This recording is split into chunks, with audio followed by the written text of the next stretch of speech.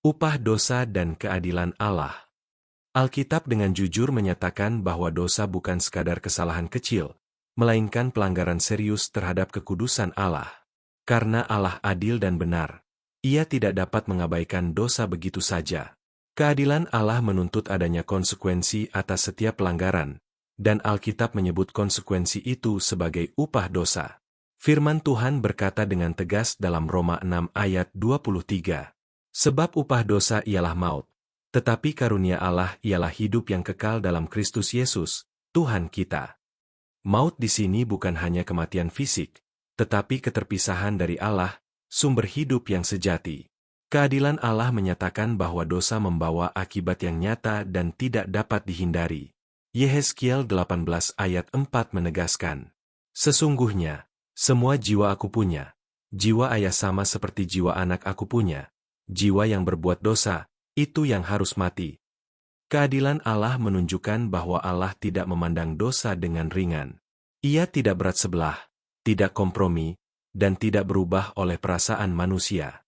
Mazmur 89 ayat 15 berkata, "Keadilan dan hukum adalah tumpuan tahta-mu, kasih dan kesetiaan berjalan di depanmu."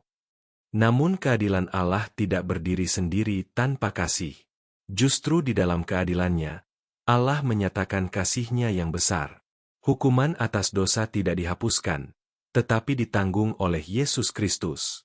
Roma 3 ayat 25-26 menyatakan, Kristus Yesus telah ditentukan Allah menjadi jalan pendamaian karena iman dalam darah-Nya.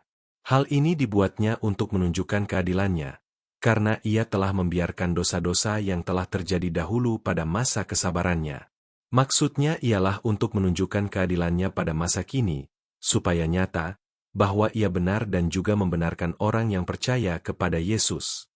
Salib Kristus adalah pertemuan antara keadilan dan kasih Allah.